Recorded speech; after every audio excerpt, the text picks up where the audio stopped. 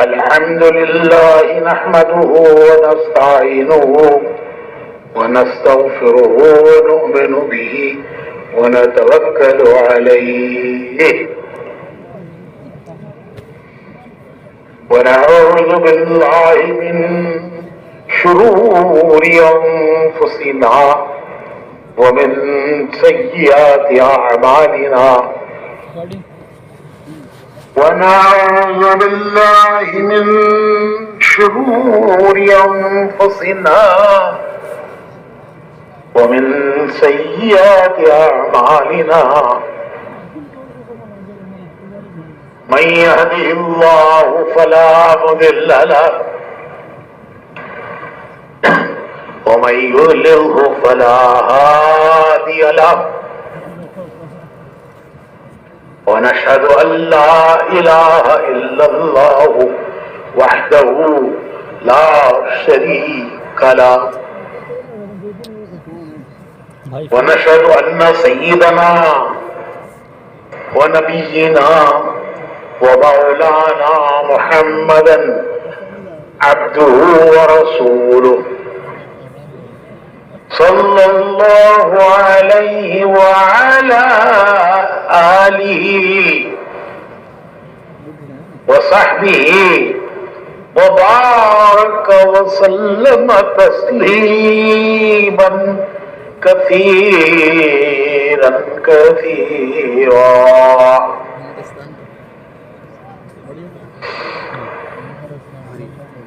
اما بعد، محترم بھائیوں، بزرگوں اور دوستوں، اللہ رب العزت نے ہر انسان کے لیے اس دنیا کو ایک امتحان کی جگہ بنایا ہے. اللہ تعالیٰ ہر انسان کو اس دنیا میں بھیجتے ہیں ایک امتحان سے گزارنے کے لیے. اس دنیا کا نام ہے دار الامتحان. یہ امتحان کا گھر ہے. اس امتحان کے گھر میں اللہ رب العزت ہر ایک کو امتحان دینے کے لیے بھیجتے ہیں. امتحان لینے والے ہیں اللہ، امتحان دینے والا ہے بندہ.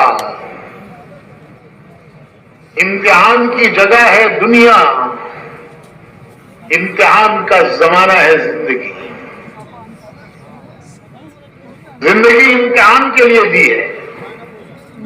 یہ انسان کی بھول ہے، نادانی ہے، غلط فہمی ہے. وہ سمجھتا ہے کہ دنیا مزے اڑانے کی جگہ ہے. یہاں ہم مزے اڑانے کے لیے آئے ہیں، خواہشات پورا کرنے کے لیے آئے ہیں، زندگی مزے اڑانے کے لیے ہے. یہ انسان کی نادانی ہے. بنانے والا کہہ رہا ہے کہ یہ میں نے امتحان کے لیے بنائی ہے. دنیا امتحان کے لیے بنائی ہے اور اس دنیا میں تمہیں امتحان دینے کے لیے بھیجا ہے. زندگی امتحان ہے. کبھی خوشیاں دے کر امتحان لیتے ہیں، کبھی غم دے کر امتحان لیتے ہیں. صحت بھی امتحان ہے، بیماری بھی امتحان ہے، جوانی بھی امتحان ہے، بڑھاپا بھی امتحان ہے.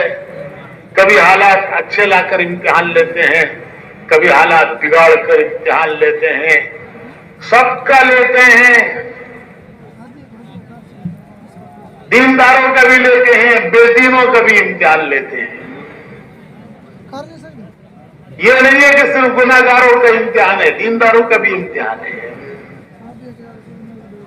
اچھوں کا بھی امتحان لیتے ہیں، بروں کا بھی امتحان لیتے ہیں. نبیوں کا امتحان لیا، نبیوں کو امتحان سے گزارا کہ یہ امتحان کی جگہ ہے. حضرت ابراہیم علیہ السلام اللہ کے خلیل ہیں. ان کو اللہ نے اپنا خلیل پکارا کہ زمین پر میرا دوست ابراہیم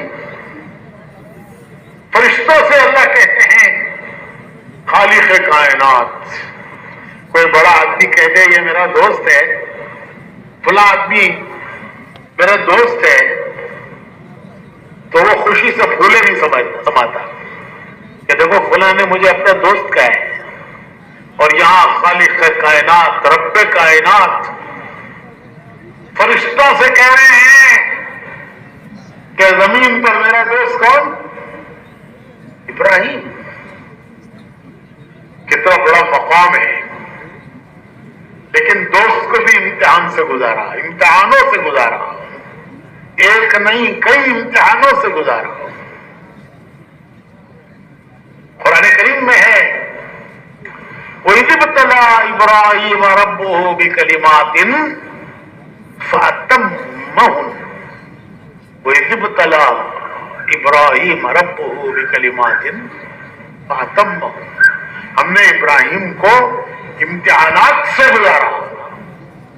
ابتلا کہتے ہیں آزمائش, جس چیز سے آزمایا جائے. اللہ پاک فرماتے ہیں ہم نے امتحانوں سے, ابتلا وَإِذِ ابْتَلَىٰ إِبْرَاهِيمَ رَبُّهُ بِكَلِمَاتٍ فَأَتَمَّهُنَّ. انہیں امتحانوں سے گزارا اور وہ تمام امتحانات میں کامیاب اترے, پورے کامیاب اترے. تو دوستوں کا بھی امتحان لیتے ہیں, صرف گناہگاروں کا امتحان نہیں ہے, دوستوں کا بھی امتحان ہے. صحت بھی امتحان ہے, اور بیماریاں لا کر کے بھی امتحان لیتے ہیں. حضرت ایوب علیہ السلام بڑے نبیوں میں ہیں, ان کا صبر مشہور ہے. صبر ایوبی محاورہ ہے کہ ایوب علیہ السلام کا صبر, نبیوں میں صبر کرنے والے کرنے کے لیے آئے ہیں, زندگی مزے اڑانے کے لیے ہے. یہ انسان کی نادانی ہے. بنانے والا کہہ رہا ہے کہ میں نے امتحان کے لیے بنائی ہے, دنیا امتحان کے لیے بنائی ہے, اور اس دنیا میں تمہیں امتحان دینے کے لیے بھیجا ہے. زندگی امتحان ہے. کبھی خوشیاں دے کر امتحان لیتے ہیں, کبھی غم دے کر امتحان لیتے ہیں. صحت بھی امتحان ہے, بیماری بھی امتحان ہے, جوانی بھی امتحان ہے, بڑھاپا بھی امتحان ہے. کبھی حالات اچھے لا کر امتحان لیتے ہیں, کبھی حالات بگاڑ کر امتحان لیتے ہیں. سب کا لیتے ہیں. دینداروں کا بھی لیتے ہیں, بے دینوں کا بھی امتحان لیتے ہیں. یہ نہیں ہے کہ صرف گناہگاروں کا امتحان ہے, دینداروں کا بھی امتحان ہے. اچھوں کا بھی امتحان لیتے ہیں, بروں کا بھی امتحان لیتے ہیں. نبیوں کا امتحان لیا, نبیوں کو امتحان سے گزارا کہ یہ امتحان کی جگہ ہے. حضرت ابراہیم علیہ السلام اللہ کے خلیل ہیں, ان کو اللہ نے اپنا خلیل پکارا کہ زمین پر میرا دوست ابراہیم. فرشتوں سے اللہ کہتے ہیں خالق کائنات. کوئی بڑا آدمی کہتے یہ میرا دوست ہے, فلاں آدمی میرا دوست ہے, تو وہ خوشی سے پھولے نہیں سماتا کہ دیکھو فلاں نے مجھے اپنا دوست کہا ہے. اور یہاں خالق کائنات, رب کائنات فرشتوں سے کہہ رہے ہیں کہ زمین پر میرا دوست کون؟ ابراہیم. کتنا بڑا مقام ہے, لیکن دوست کو بھی امتحان سے گزارا, امتحانوں سے گزارا, ایک نہیں کئی امتحانوں سے گزارا. قرآن کریم میں ہے وَإِذِ ابْتَلَىٰ إِبْرَاهِيمَ رَبُّهُ بِكَلِمَاتٍ فَأَتَمَّهُنَّ. وَإِذِ ابْتَلَىٰ إِبْرَاهِيمَ رَبُّهُ بِكَلِمَاتٍ فَأَتَمَّهُنَّ. ہم نے ابراہیم کو امتحانات سے گزارا, کیا کہتے ہیں؟ آزمائش، جس چیز سے آزمایا جائے.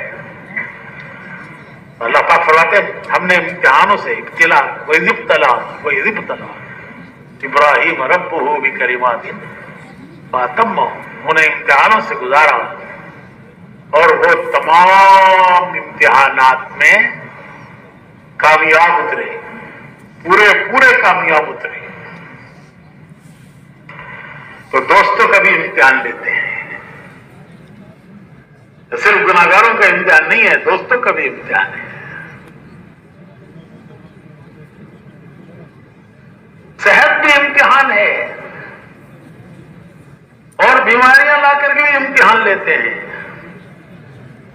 حضرت ایوب علیہ السلام بڑے نبیوں میں ہیں، ان کا صبر مشہور ہے، صبر ایوبی محاورہ ہے کہ ایوب علیہ السلام کا صبر، نبیوں میں صبر کرنے والے، ہر نبی کی کوئی ایک خاص صفت وصف ہوتی ہے، ان کی خاص صفت تھی صبر. تو صبر ایوبی، انہیں اللہ نے امتحان بیماریوں میں ڈال کر امتحان لیا. بیماریاں بڑھ گئی تو وہ آبادی سے نکل کر ایک پہاڑ کے غار میں انہوں نے بیماری کے دن گزارے. وہ ان کے لیے آئی سی یو تھا، جیسے اسپتالوں میں آئی سی یو ہوتے ہیں، بیماری بڑھ جاتی ہے تو آئی سی یو میں رکھتے ہیں. کہتے بھائی آئی سی یو میں ہے، کیا مطلب کہ بہت بیماری بڑھ گئی ہے. ایوب علیہ السلام کا آئی سی یو تھا پہاڑ کا غار، بستی سے باہر. وہاں انہوں نے بیماری کے دن گزارے. سب نے ساتھ چھوڑ دیا، بیٹوں نے بھی ساتھ چھوڑ دیا.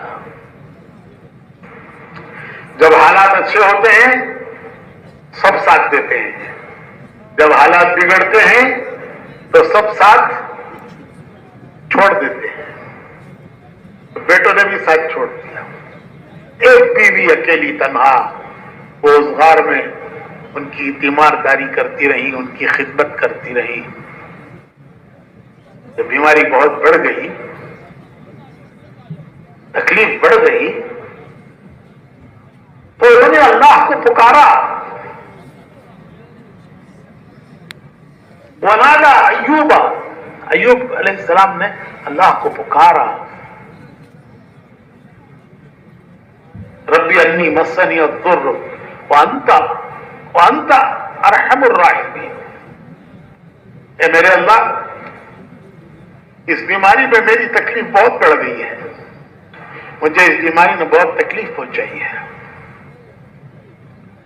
اور تو بڑا رحم کرنے والوں کا رحم کرنے والا ہے، بڑا رحم کرنے والا ہے، ارحم الراحمین ہے. تو جواب آیا،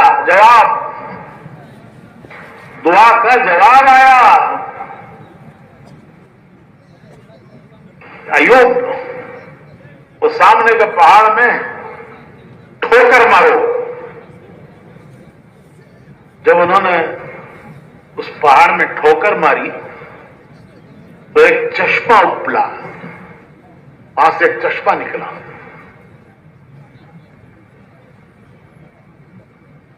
جیسے اسماعیل علیہ السلام کی ایڑیوں کی رگڑ سے زمزم نکلا، تو ایوب علیہ السلام کی ٹھوکر سے چشمہ نکلا. اور اللہ تعالیٰ نے حکم دیا کہ اس چشمے سے نہاؤ اور اس کا پانی پیو. جب انہوں نے نہایا اور اس کا پانی پیا تو سب بیماریاں دور ہو گئی. وہ چشمہ آج بھی ہے، وہ غار بھی ہے، وہ چشمہ بھی ہے. ترکی میں ایک شہر ہے عرفہ، اس شہر کے پاس پہاڑوں میں وہ غار ہے، وہ چشمہ ہے. تو لوگ وہاں کا پانی کینوں میں بھر کے لے جاتے ہیں کہ اس کی برکت سے ہمارے بیمار اچھے ہو جائیں گے. پیتے بھی ہیں، کینوں میں بھر کے لے بھی جاتے ہیں. تو ہم نے بھی پیا وہ پانی، ہم نے بھی پیا.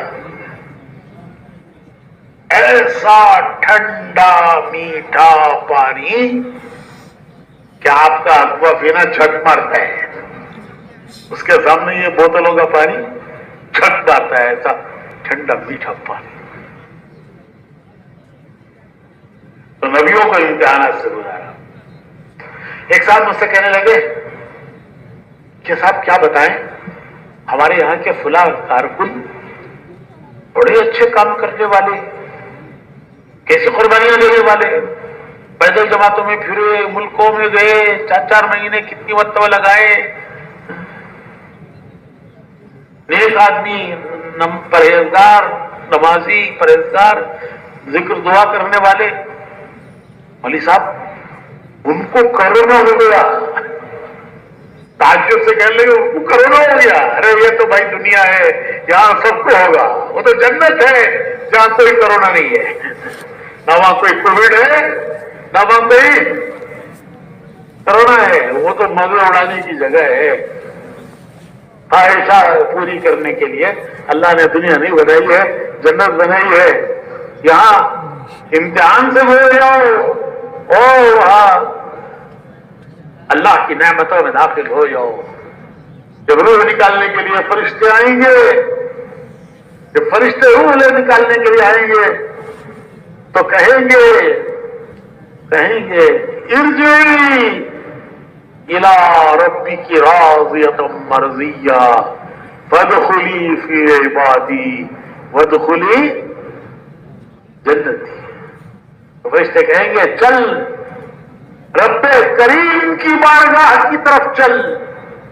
ارجعی الی ربک راضیۃ مرضیہ، چل رب کریم کی بارگاہ کی طرف چل، ایسے رب کی طرف کہ وہ تجھ سے راضی، تو اس سے راضی. راضیۃ مرضیہ، وہ تجھ سے راضی، تو اس سے راضی.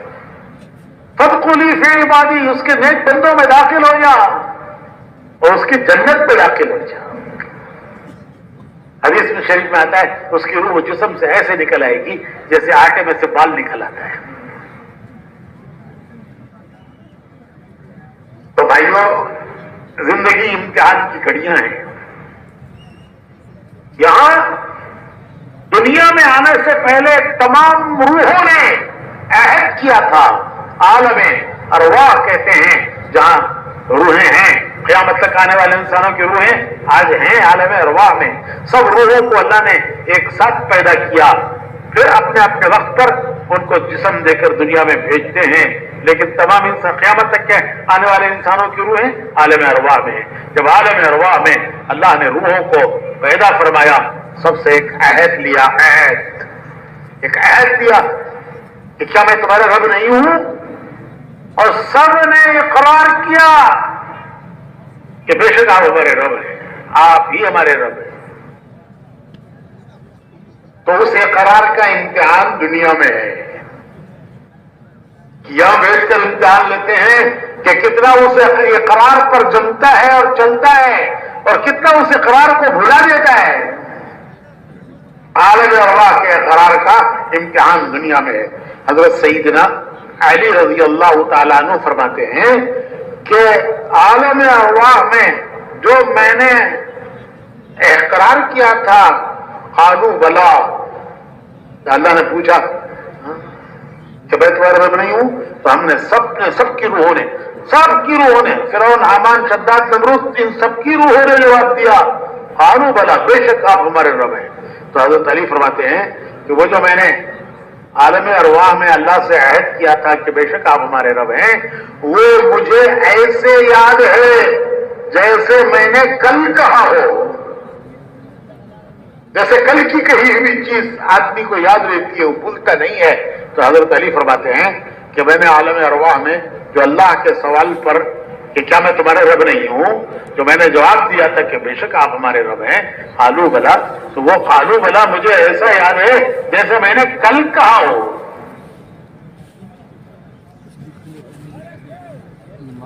تو بھائیو، ایک امتحان کی جگہ پر ہم ہیں اور ہمارا ہر فعل، ہر عمل، ہر حرکت، ہر بول وہ امتحان ہے. ہاں، نیک لوگوں کے امتحان میں گناہگاروں کے امتحان میں ایک فرق ہے. نیک لوگوں کے امتحان میں اور گناہگاروں کے امتحان میں فرق یہ ہے کہ نیک لوگوں کی ابتدا ناگواریوں سے، مشکلوں سے، ناگواریوں سے، اور ان کا انجام کامیابی ہے. ابتدا ناگواریوں سے. حضور صلی اللہ علیہ وسلم پر 13 سال مکے کی ناگواریاں، 13 سال ہر طرح کی ناگواریاں، روزانہ کی ناگواریاں. پھر مدینے آئے تو مدینے میں بھی چین سے بیٹھنے نہیں دیا. کبھی بدر ہے، کبھی احد ہے، کبھی خندق ہے، اور انتہا کامیابی ہے. اور نیک لوگوں کی ابتدا مشکلوں سے ہے، ناگواریوں سے ہے، اور انتہا کامیابی. اور گناہگاروں کی ابتدا وہ عیش و عشرت سے ہے، مزے اڑانے سے ہے، عیش و عشرت، مزے اڑانا، اور انتہا ناکامی. اللہ تعالیٰ نے مصر کے تخت پر فرعون کو بھی بٹھایا، یوسف علیہ السلام کو بھی بٹھایا. مصر کے تخت پر فرعون بھی بیٹھا اور یوسف علیہ السلام بھی بیٹھے. یوسف علیہ السلام کی ابتدا ناگواریوں سے، گھر سے نکالے گئے، بھائیوں نے ترکیب کر کے گھر سے نکالا، قافلے کے ہاتھ بیچا، مصر میں لائے گئے تو ان پر الزام لگا. حالانکہ الزام لگانے والی خود ملزم تھی، لیکن الزام ان پہ لگایا اور ان کو جیل خانے میں ڈالا.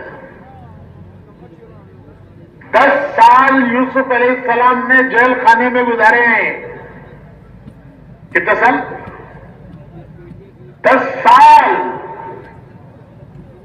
کیسی ناگواریوں سے گزرے ہیں. باپ چھوٹے، ماں چھوٹی، گھر چھوٹا، پردیس میں لا کر غلام بنا کر بیچے گئے، کتنا بڑا الزام لگا، پھر جیل میں ڈالے گئے. 10 سال کی جیل، 10 سال گزارے، اور کوئی کیس نہیں، کیس کی کوئی تاریخ نہیں کہ کب ان کا مقدمہ لیا جائے گا، کب ان کے مقدمے کی تحقیق ہوگی، کب مقدمہ لیا جائے گا، تحقیق ہوگی. ایک پردیسی ہے، جیل خانے میں پڑا ہوا ہے، اس کا کوئی پرسان حال نہیں ہے، کوئی اس کا والی وارث نہیں ہے. دن گزر رہے ہیں، مہینے گزر رہے ہیں، سال گزر رہے ہیں. 10 سال ایسی ابتلا سے گزرے. تو ابتدا ناگواریوں سے اور انتہا پھر حکومت کے تخت پر بٹھائے گئے.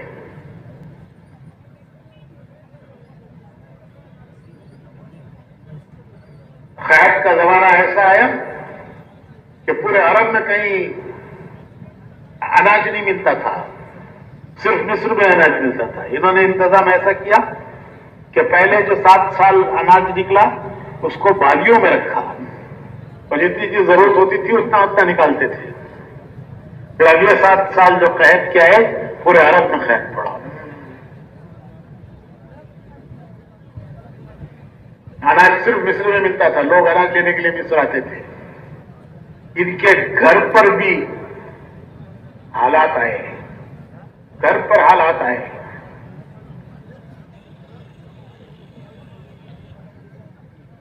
کھانے کے لیے کچھ نہیں رہا گھر میں.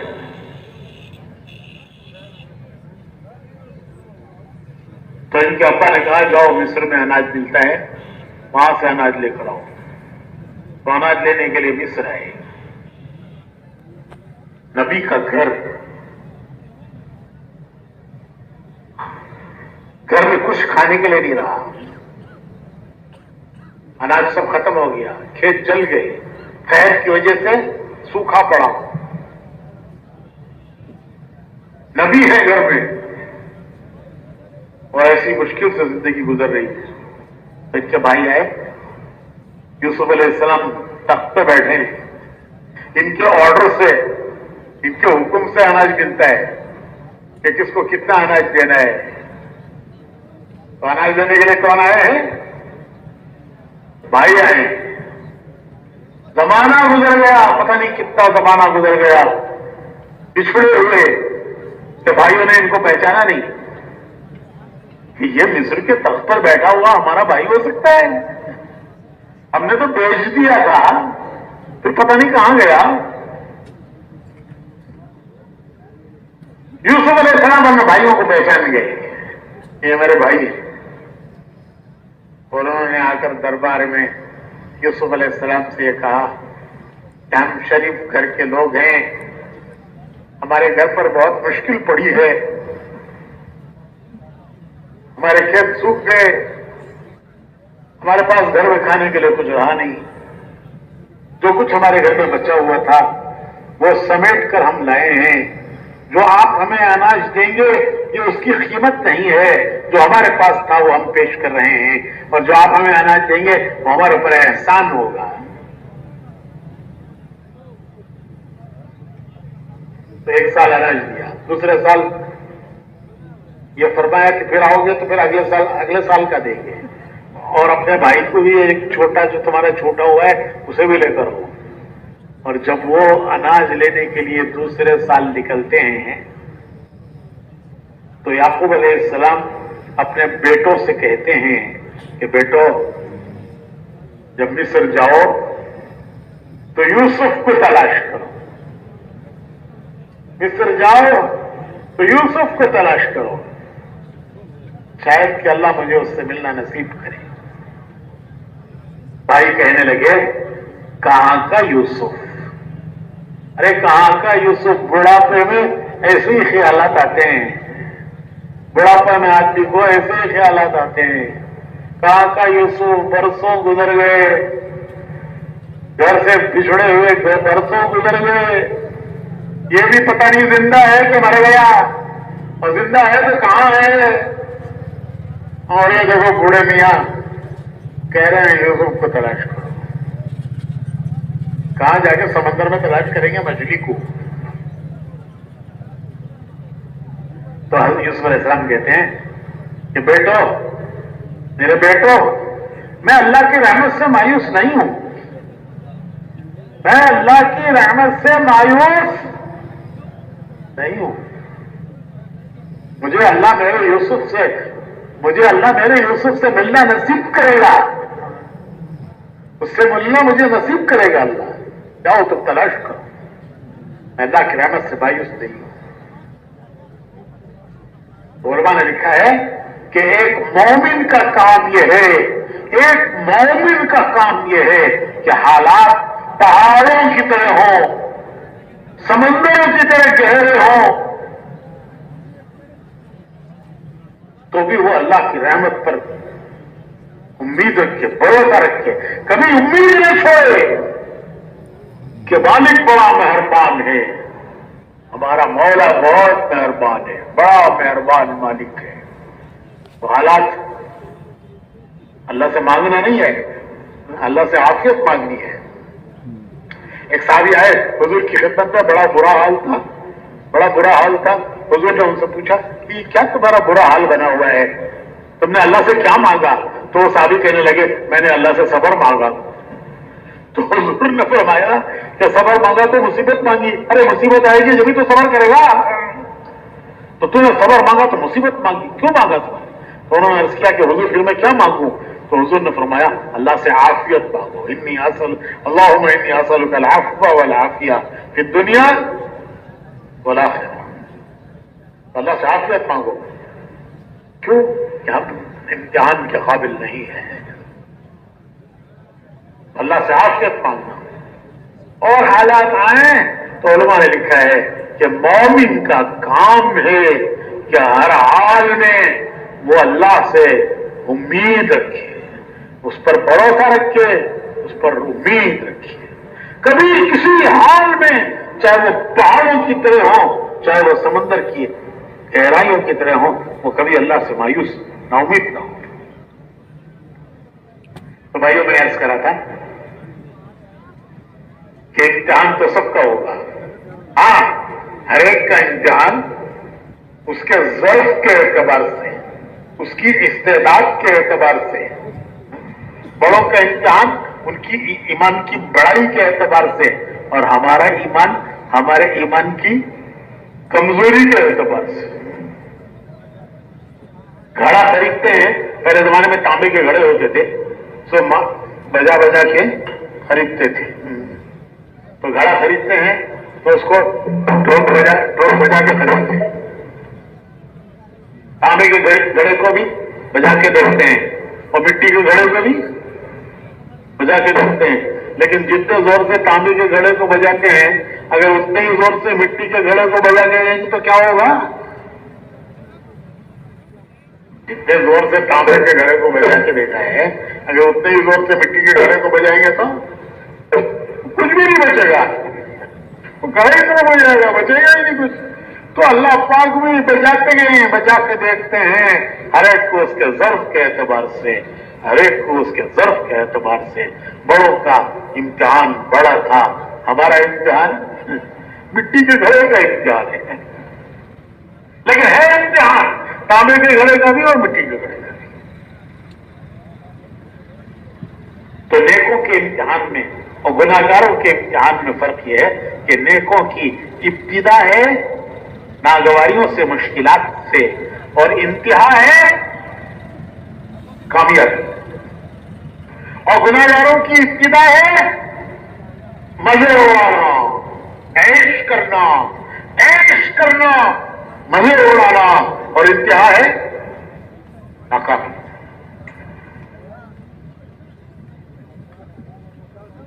پنجرا خریدتے ہیں پرندے کے لیے بھی، اور پنجرا خریدتے ہیں چوہے کے لیے بھی. ایک پرندہ خریدتے ہیں پرندے کے لیے، طوطا، پرندہ، چڑیا، طوطا، ان کے لیے ایک پرندہ خریدتے ہیں، اور ایک پنجرا خریدتے ہیں چوہے کے لیے بھی. دونوں ایک سے ہیں، دونوں ایک سے ہیں. لیکن پرندے کا پنجرا پیار سے ہے، محبت سے ہے، اس کی حفاظت کے لیے ہے کہ کہیں بلی ہاتھ نہ مار دے. کبوتر کو، طوطے کو بلی ہاتھ مارتی ہے، اس کا خون پی جاتی ہے. میرے طوطے کو، میرے کبوتر کو بلی ہاتھ نہ مارے. تو پنجرا بنایا ہے، اس کے لیے خریدا ہے پیار سے، محبت سے، حفاظت کے لیے، حفاظت کے لیے. وہ چوہے کا پرندہ، چوہے کا پنجرا، وہ بھی حفاظت کے لیے ہے کہ میرے گھر سے کہیں اور نہ جائے.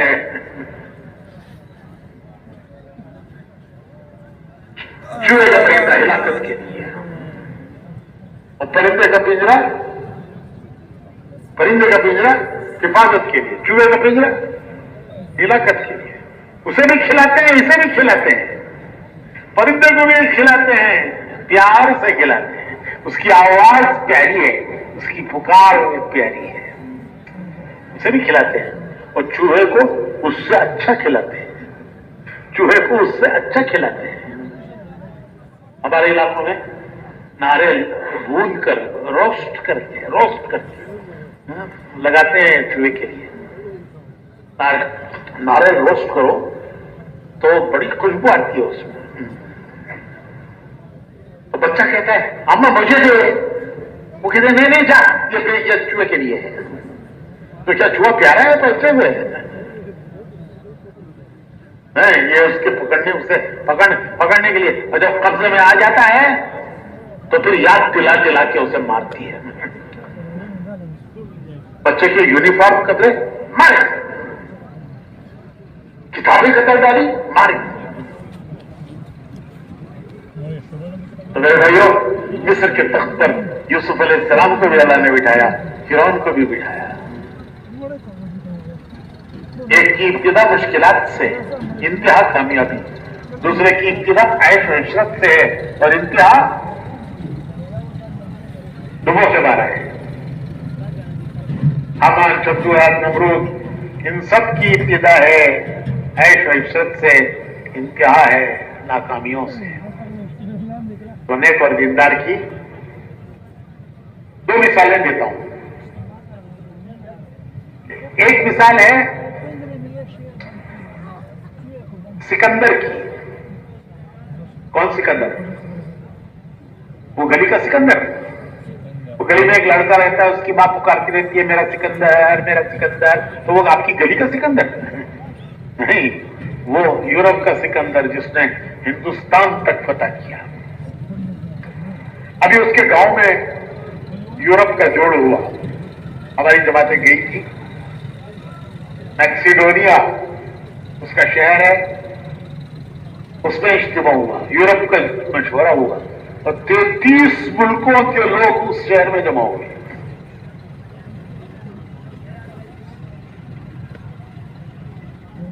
تو وہ سکندر جس نے ہندوستان تک فتح کیا، بڑے بڑے بادشاہوں کو شکست دی، ان کو تختوں سے اتارا، ان کے ہزاروں سال کے جمع کیے ہوئے ان کے باپ دادا سکڑ دادا کے زمانے کے خزانے، خاندانی خزانے جو ان بادشاہوں نے جمع کر رکھے تھے، وہ سکندر نے لوٹ لیے. بڑی بڑی کوئی فوج اس کے سامنے ٹھہر نہیں سکی.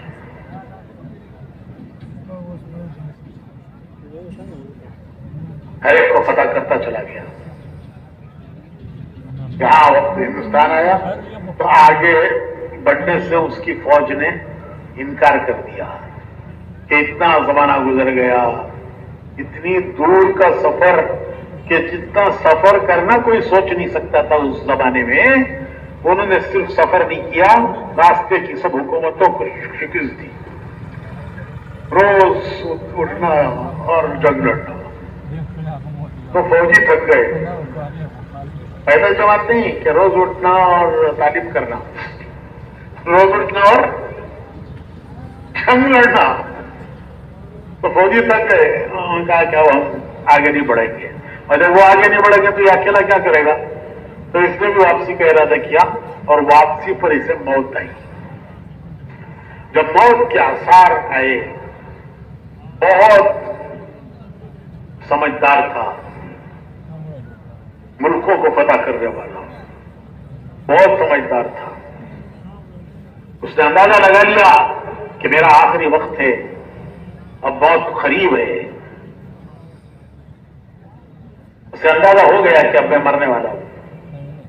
تو اس نے اپنی فوج میں اعلان کرایا کہ ہے کوئی، ارے ہے کوئی جو مجھے اتنی مہلت دلا دے، اتنی زندگی دلا دے کہ میں وطن جا کے مر جاؤں.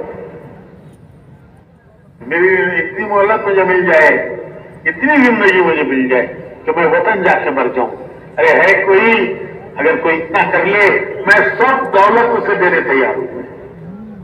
میری سب دولت میں اسے دینے تیار ہوں. کون سی دولت؟ جو پتہ نہیں کتنے ملکوں کو فتح کی ہوئی، وہاں کے بادشاہوں کی، ان کے ہزاروں سال کے خزانوں کی وہ دولت جو اس نے حاصل کی تھی، وہ چند دنوں کی زندگی کے لیے دینے تیار ہے کہ مجھے بس اتنی مہلت مل جائے کہ میں اپنے وطن جا کے مر جاؤں. مجھے معلوم ہے کہ موت تو آئے گی، لیکن اتنی مہلت مل جائے کہ وطن جا کے مر جاؤں. تو حسرت کی موت، ایسی موت، حسرت کی موت کہ پردیسی پردیس میں جان دے رہا ہوں، کیونکہ آگے کی کوئی امید نہیں ہے، آگے کے لیے کوئی بھیجا نہیں ہے، آگے کا کوئی انتظام کیا نہیں ہے. بس اسی زندگی کو سب کچھ سمجھ کر سب کچھ اسی کے داؤ پر لگا دیا ہے. سب کچھ اسی کے داؤ پر، اسی کو سب سمجھ کر لگایا ہے. آگے کی کوئی انتظام نہیں ہے، آگے کے لیے کچھ بھیجا نہیں ہے. دوسری مثال سمجھ، ایک بھی ایک مثال ہے اور پتہ نہیں کتنی ہزاروں مثالیں ہیں. حضرت سیدنا بلال رضی اللہ تعالی عنہ ان کے انتقال کا وقت آیا ہے. بیوی پاس بیٹھی ہوئی ہیں, دیکھ رہی ہیں کہ میرے شوہر دنیا سے رخصت ہو رہے ہیں. کہنے لگی کیسے غم کا وقت ہے, کیسے رنج کا وقت ہے. واہ کربا واہ کربا. کرب کہتے ہیں غم کے اور تکلیف کے وقت. تو بیوی کہتی ہیں کیسے رنج کا غم کا وقت ہے کہ میرے شوہر دنیا سے جا رہے ہیں. کیسے شوہر؟ مسجد نبوی کے مؤذن, اسلام کے پہلے مؤذن, اسلام کے پہلے مؤذن, حضور کے ہر وقت کے قادم, وہ دنیا سے جا رہے ہیں. اس سے زیادہ رنج کا غم کا کیا وقت ہوگا؟ تو بلال رضی اللہ تعالیٰ عنہ سنتے ہیں, بیوی کی بات سن کر کہتے ہیں تو غلط کہہ رہی ہے. یہ رنج و غم کا وقت نہیں ہے, یہ خوشی کا وقت ہے, یہ خوشی کا وقت ہے. تھوڑی دیر میں دنیا سے رخصت ہونے والا ہوں. میں تھوڑی دیر میں دنیا سے جاؤں گا. میرے آقا محمد الرسول اللہ صلی اللہ علیہ وسلم میرے انتظار میں ہیں. وہ میرے انتظار میں ہیں. کیا آج کون آ رہا ہے؟ آج بلال آ رہا ہے. آج بلال آ رہا ہے. میرے دوست, ان کے دوست کون؟ حضور کے صحابہ. وہ میرے انتظار میں ہیں کہ آج کون آ رہا ہے؟ آج بلال آ رہا ہے. میرے دوست میرا انتظار کر رہے ہیں, صحابہ. میرے آقا محمد رسول اللہ صلی اللہ علیہ وسلم میرا انتظار کر رہے ہیں کہ آج بلال آ رہا ہے. جیسے ہمارے بہت سے گھروں میں لوگ باہر کے ملکوں میں کام کرتے ہیں, امارات میں, قطر میں, سعودیہ میں, قطر میں, امارات میں, کویت میں. جب ان کے آنے کا دن ہوتا ہے تو گھر میں کیا خوشیاں ہوتی ہیں کہ آج فلاں آ رہے ہیں. بیوی کہتی ہے آج میرا شوہر آ رہا ہے. باپ کہتا ہے آج میرا بیٹا آ رہا ہے. بیوی کہتی ہے میرا شوہر آ رہا ہے. ماں کہتی ہے آج میرا بیٹا آ رہا ہے. باپ کہتا ہے میرا بیٹا آ رہا ہے. ابھی تھوڑی دیر میں لاہور ایئرپورٹ پہ اترے گا, اسلام آباد ایئرپورٹ پہ اترے گا, اور تھوڑی دیر میں گھر پہنچے گا. گھر میں بریانی پک رہی ہے. گھر میں بریانی پک رہی ہے کہ آج بیٹا آ رہا ہے. شوہر بیوی کے دن شوہر آ رہا ہے. ادھر یہ خوش, ادھر وہ خوش کہ تھوڑی دیر میں گھر پہنچوں گا. وہ میرا پورا کنبا میرے انتظار میں, خوشیوں میں میرے لیے کھانے تیار کر کے بیٹھا ہوا ہے. تو یہ کیفیت ہے حضرت بلال کی. کہتے ہیں کہ تھوڑی دیر میں, ابھی تھوڑی دیر میں جاؤں گا اور وہاں میرے آقا محمد رسول اللہ صلی اللہ علیہ وسلم وہ میرا انتظار کر رہے ہیں کہ آج میرا بلال آ رہا ہے. صحابہ انتظار کر رہے ہیں کہ آج میں ہمارا بلال آ رہا ہے. تو بھائیو, ابتدا مشقتوں سے, مشکلوں سے. کیا کیا مشقتیں, کیا کیا مشکلیں اٹھائی, وہ تو تاریخ ہے. اور انتہا کامیابی ہے, انتہا کامیابی. دینداروں کی ابتدا ناگوائیوں سے, انتہا کامیابی. تھوڑی سی ناگوائیاں ہو, گھبرانا نہیں ہے کہ ان سے گزار کر پھر اللہ پاک کو مرحلوں سے لے جاتے ہیں. انشاءاللہ انتہا کامیابی ہے. تو یہ امتحان ہے کہ کون سا راستہ اختیار کرتے ہیں, کون سا راستہ اختیار کرتے ہیں, کس راہ کو اختیار کرتے ہیں. دنیا میں جینے کے دو راستے ہیں, کوئی تیسرا راستہ نہیں ہے. دو ہی راستے ہیں جینے کے, دو راستے. دنیا میں زندگی گزارنے کے دو راستے. ایک راستہ ہم دیکھیں گے کہ ہمارا مالک کیا چاہتا ہے, ہم نہیں دیکھیں گے ہمارا جی کیا چاہتا ہے, ہم نہیں دیکھیں گے زمانہ کیا چاہتا ہے, ہم نہیں دیکھیں گے دنیا والے کیا چاہتے ہیں, ہم نہیں دیکھیں گے کہ ہمارا نفس کیا چاہتا ہے, دنیا والے کیا چاہتے ہیں, زمانہ کیا چاہتا ہے, زمانہ کیا کر رہا ہے. لوگ کہتے ہیں زمانے کو دیکھ کے چلو, हालात को देख के चलो, नहीं, हम तो हुक्म को देख के चलेंगे। हम नहीं देखेंगे दुनिया क्या चाहती है, जमाना क्या चाहता है, हम देखेंगे हमारा मालिक क्या चाहता है, क्योंकि हमने उसको मालिक माना है। हमने अहद किया है ला इलाहा इल्लल्लाह मुहम्मदुर रसूलुल्लाह, हमने अहद किया है। हमारे पैदा होते ही सबसे पहले हमारे एक कान में अजान दी गई है, हमारे एक कान में इकामत पड़ी गई है कि तुम्हारे दुनिया में, तुम दुनिया में आए हो, यहाँ जीने का ये रास्ता है, ये रास्ता है, ये तुम्हारी जिंदगी का दस्तूर है, ये तुम्हारी दुनिया में जीने का रास्ता है। एक कान में सबसे पहले अजान दी गई, एक कान में इकामत पड़ी गई। ये इसको सामने रखकर दुनिया में जीना है कि हमसे अहद लिया गया है, आलम अरवाह से लिया गया है और याद दिलाया गया है।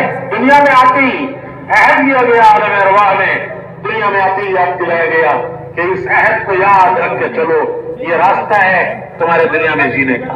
तो दुनिया में जीने के दो रास्ते हैं, एक रास्ता ये है क्या, एक रास्ता ये है कि आदमी अपनी ख्वाहिशात को देख के चले। क्या करेंगे, जो करेंगे, क्या करेंगे, वो करेंगे जो हमारा जी चाहता है, वो करेंगे जो हमारा जी चाहता है। नहीं, हमने एक अहद किया है, हम वो करेंगे जो हमारा रब चाहता है। मौलाना इलियास साहब रहमतुल्लाह अलैह फरमाया करते थे कि ये मेहनत जी चाही से निकलने की है और रब चाही की तरफ आने की है। ये सारी मेहनत जो हो रही है, ये सारी मेहनत जी चाहियों से, फरमाया करते जी चाहियों से निकलने की है। अरे भाई, जी क्या नहीं चाहता, क्या नहीं चाहता, जी क्या नहीं चाहता, वो सब चाहता है, सब चाहता है, लेकिन ख्वाहिश कोई एक नहीं होती। हजारों ख्वाहिशें ऐसी कि हर ख्वाहिश पे दम निकले, एक तो दम निकलता है, ऐसी हजारों हैं, हजारों ख्वाहिशें ऐसी कि हर ख्वाहिश पे दम निकले। बहुत निकले मेरे अरमान, लेकिन फिर भी कम निकले। आदमी एक एक अरमान पर अपनी जिंदगी लगा देता है और वो अरमान पूरे नहीं होते, वो उन्हीं अरमानों को लेकर जमीन के सीने में दफन हो जाता है। अपने अरमानों को अपने सीने के संदूक पे बंद करके जमीन का पैगम बन जाता है। तो एक रास्ता है, और मौलाना ऐसा फरमाते थे कि ये सारी मेहनत जी चाहियों से निकलने की है, बहुत कुछ जी चाहता है उनसे निकलने की है, और रब चाही की तरफ आने की है। जी चाहियों से निकलने की है, रब चाही की तरफ आने की है। तो मेरे भाइयों, ये हमारा रास्ता नहीं है। हम नहीं देखेंगे हमारा जी क्या चाहता है, हम नहीं देखेंगे दुनिया क्या चाहती है, हम नहीं देखेंगे जमाना क्या चाहता है, हम देखेंगे हमारा रब क्या चाहता है। हम वो करेंगे जो हमारा रब चाहता है, हम वो नहीं करेंगे जो हमारा जी चाहता है। क्यों? कि हमने बंदगी का इकरार किया है, अपने अल्लाह से बंदगी का इकरार किया है कि तू हमारा रब है, हम तेरे बंदे हैं, हम तेरे बंदे हैं। बंदगी बहुत बड़ा एजाज है। अरे अल्लाह कहे मेरा बंदा, अल्लाह कहे मेरा बंदा, कितना बड़ा एजाज है हमारा कि अल्लाह कहे मेरा बंदा। तो बंदगी हमारा एजाज है, बंदगी हमारा रिश्ता है अल्लाह से। ईमान के दो वायर, करंट के दो वायर, ईमान के दो वायर, ला इलाहा इल्लल्लाह एक वायर, मोहम्मद रसूलुल्लाह दूसरा वायर। दोनों का कनेक्शन होता है तो उजाला, और कनेक्शन टूटता है, कटता है तो कनेक्शन कटा वायर का तो अंधेरा, अंधेरा, क्योंकि कनेक्शन कटा है। तो दुनिया अंधेरे में जी रही है, अंधेरे में जी रही है, क्यों? कि मालिक से कनेक्शन कटा है, खालिक कायनात से, पैदा करने वाले से कनेक्शन कटा है। वायर का कनेक्शन कट गया, अंधेरा, मालिक से कनेक्शन कट गया, दुनिया अंधेरों में जी रही है, अंधेरों में जी रही है। गफलत के अंधेरे, गुनाहों के अंधेरे, गफलत के, गुनाहों के, ख्वाहिशात के अंधेरे, उन अंधेरों में आज दुनिया जी रही है। और उजाला रोशनी है, नूर है, ला इलाहा इल्लल्लाह, ये अल्लाह से रिश्ता, मोहम्मद रसूलुल्लाह, ये अल्लाह के प्यारे नबी से रिश्ता, अल्लाह का रिश्ता, ला इलाहा इल्लल्लाह, उसके बंदे हैं, अल्लाह का रिश्ता कि हम उसके बंदे हैं, वो हमारा रब है।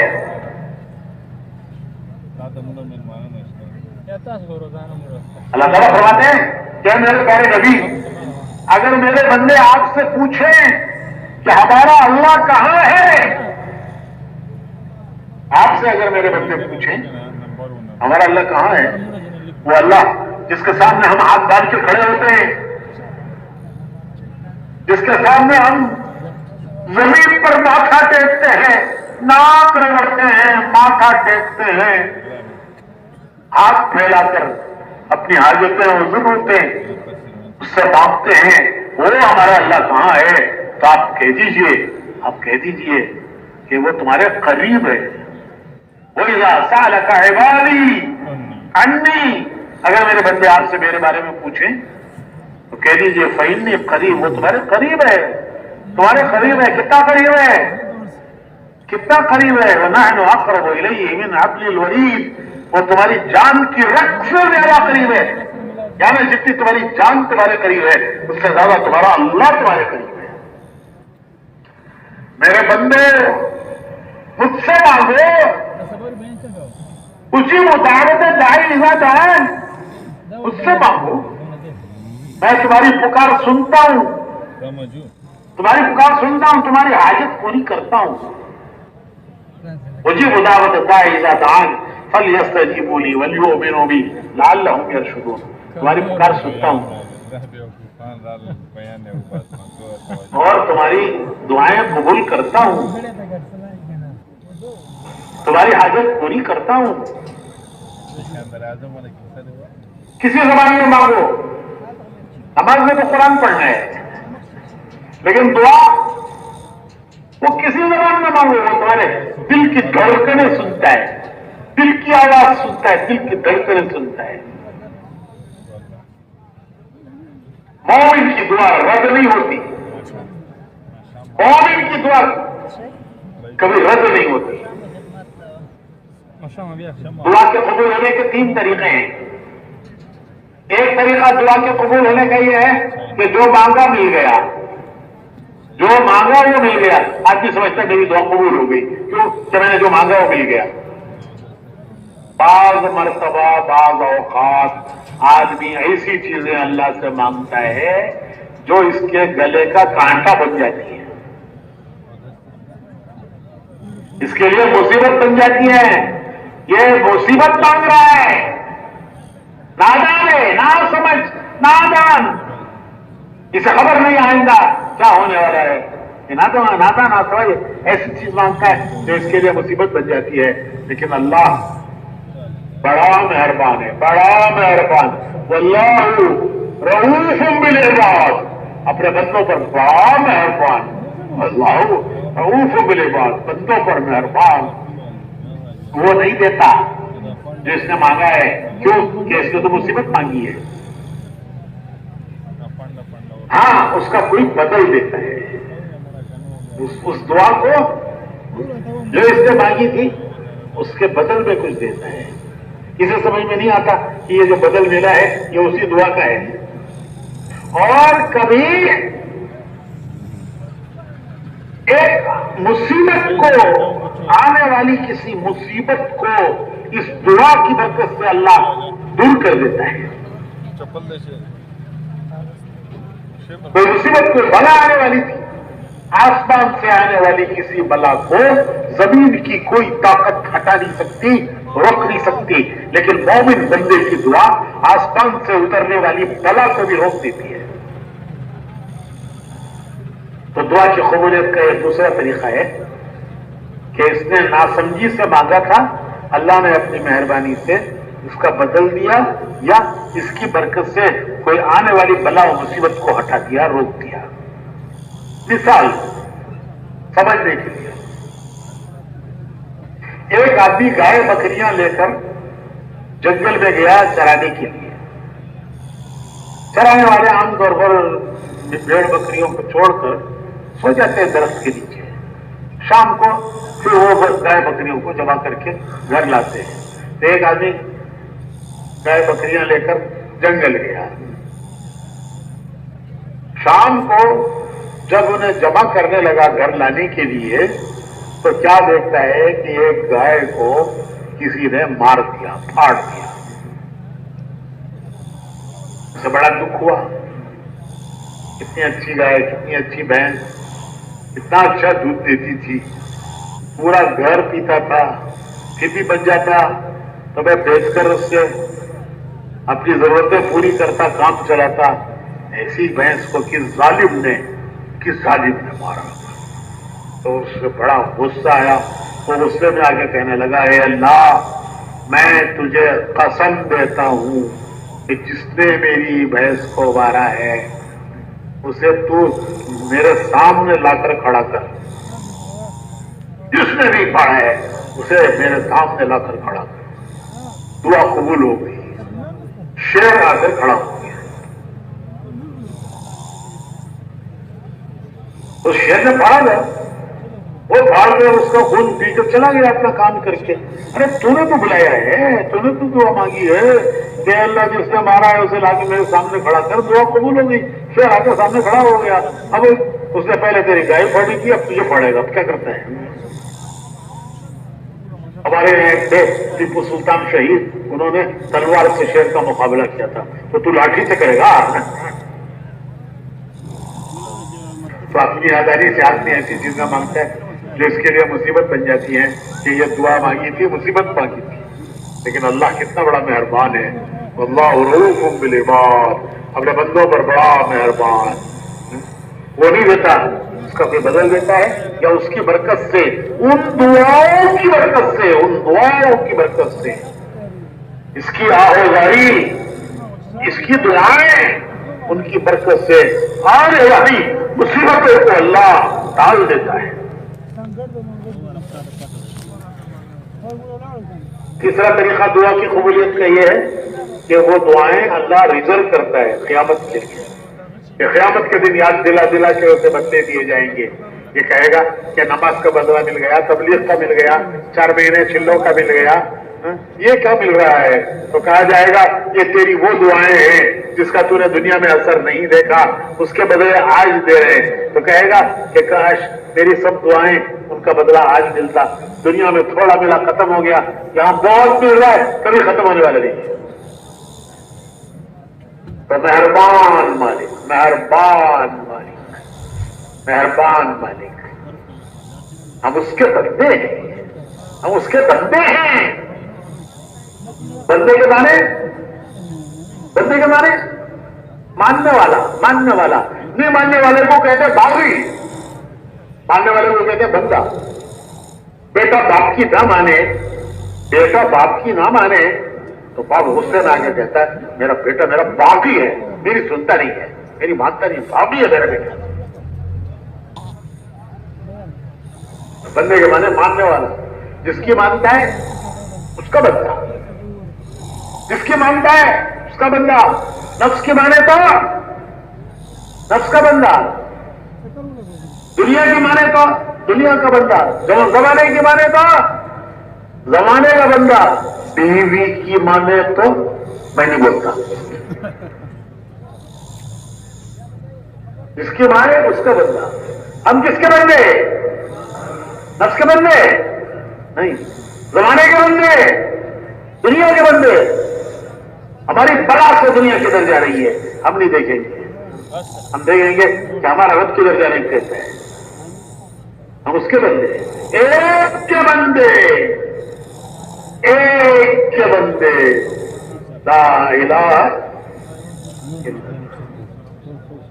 امتی رسول اللہ صلی اللہ علیہ وسلم کے ان کا طریقہ دیکھیں گے. उनका तरीका देखेंगे, उनका तरीका देखेंगे, क्यों कि अल्लाह को उनके तरीके महबूब हैं, उनकी हर चीज में वो अल्लाह के महबूब, वो अल्लाह के महबूब, उनकी हर चीज अल्लाह को महबूब। जो उनकी राह चलेगा वो भी अल्लाह को महबूब होगा। एक किस्सा सुनाता हूं। फिरौन ने मूसा अलैहिस्सलाम के जादू से मुकाबले के लिए पूरे मुल्क के जादूगर बुलाए। पूरे मुल्क में ऐलान किया कि जो मूसा को हारून को शिकस्त दे वो मेरा दरबारी मुकर्रब बनेगा। तो बड़े जादूगर पूरे मुल्क के जमा हुए और एक मैदान में दोनों जमा हो गए, मिस्र के जादूगर और मूसा अलैहिस्सलाम और हारून अलैहिस्सलाम। तो जादूगरों ने मूसा अलैहिस्सलाम से पूछा कि पहले करतब आप दिखाएंगे या पहले करतब हम दिखाएं? तो मूसा अलैहिस्सलाम ने फरमाया पहले करतब तुम दिखाओ। वो पूरे मुल्क के जादूगरों ने जो करतब दिखाए तो मैदान भर गया सांपों, अरिश्तों और खूनीन सांपों से, अरिश्तों से। तो मूसा अलैहिस्सलाम भी थोड़ी देर के लिए जरा घबराए कि इतनों का मुकाबला अब दो कैसे करेंगे। तो अल्लाह ने फरमाया कि मैं तुम्हारे साथ हूं। कहा नहीं था कि मैं तुम्हारे साथ हूं, डालो अपना आसा। उन्होंने अपना आसा डाला और वो आसा सब खा गया, वो आसा सब खा गया। जब जादूगरों ने देखा कि पूरे मुल्क के जादूगरों को इन दो ने, मूसा अलैहिस्सलाम और हारून अलैहिस्सलाम ने, इन दो ने शिकस्त दी है, और जब ये फतह हुई तो शुक्राने में, उसके शुक्र में मूसा अलैहिस्सलाम, हारून अलैहिस्सलाम दोनों वहीं मैदान में सजदे में गिर गए कि अल्लाह ने हमें पूरे मुल्क के जादूगरों पर फतह दी। तो दोनों सजदे में गिर गए।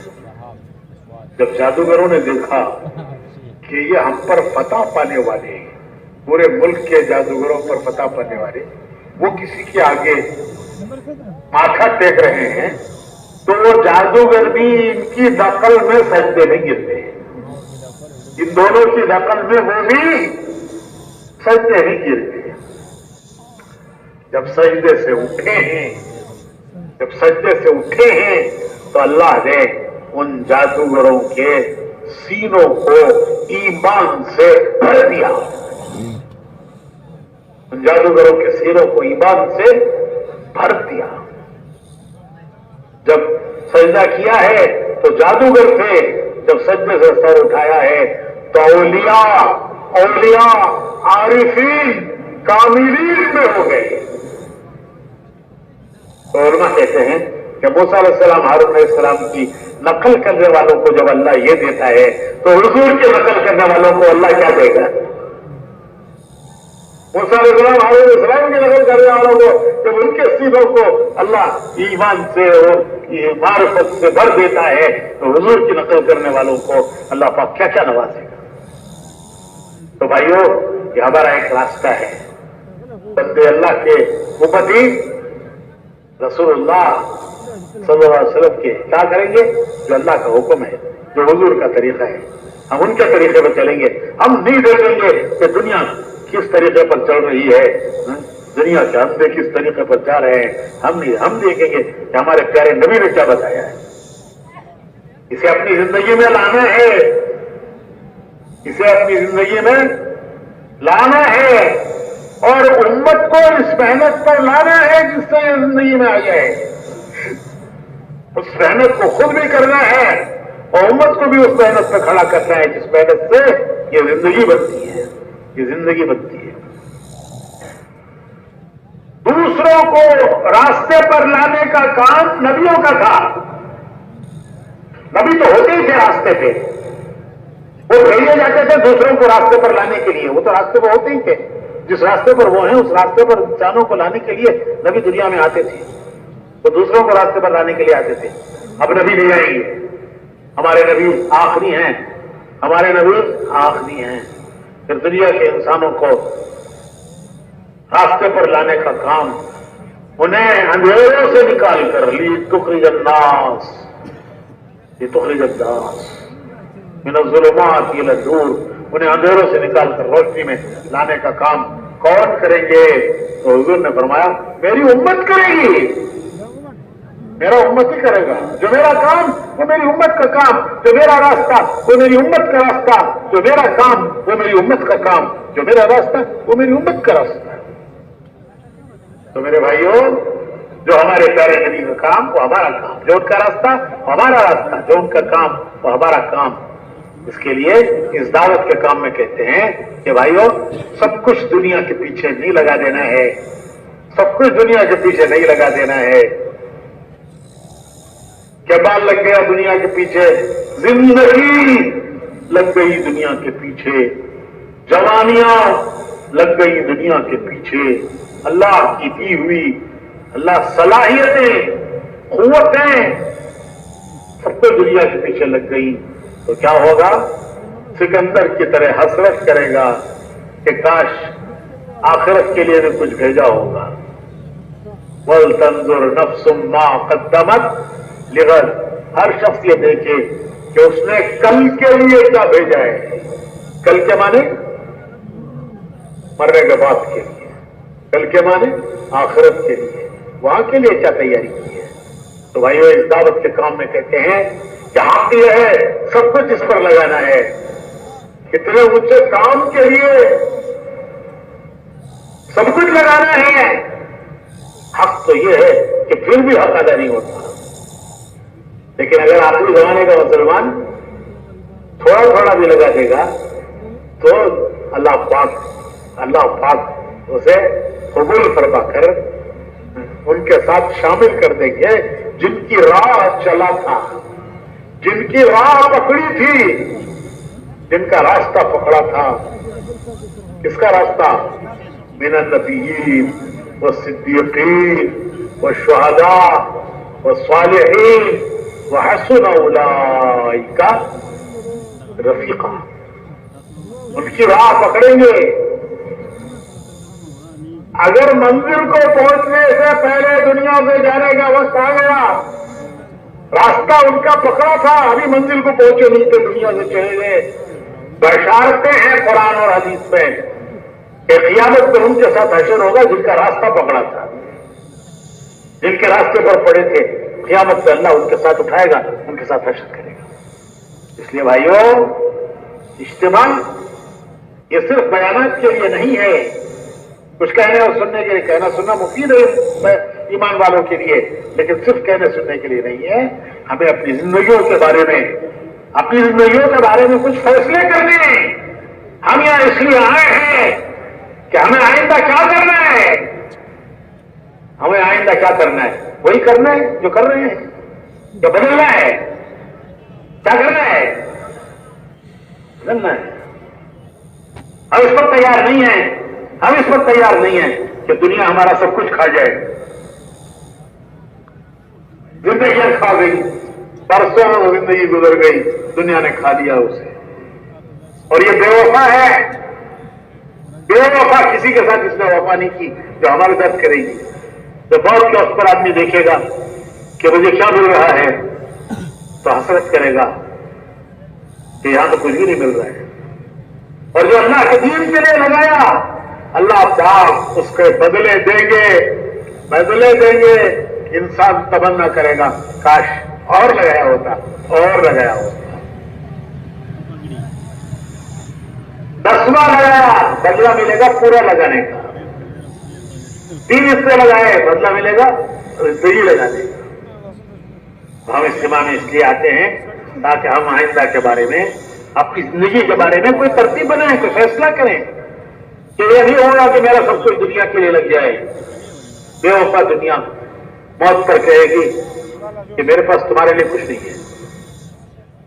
ہم ایک حصہ اللہ کے دین کے لیے لگانا چاہتے ہیں، اس کے کام میں لگانا چاہتے ہیں. تو اس کے لیے بھائیو نیتیں کرو، ارادے کرو. انشاءاللہ 4 مہینے لگانے ہیں. साल साल लगाना है। मुल्कों में जाना है।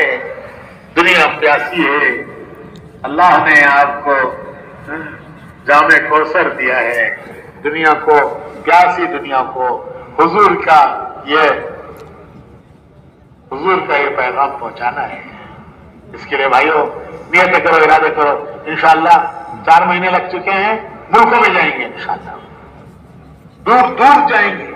नहीं लगे हैं, अभी लगाएंगे इंशाअल्लाह लगाएंगे। तो खड़े हो जाएं, 4-4 महीने कौन कौन लगाने के लिए तैयार है? खड़े होते जाइए।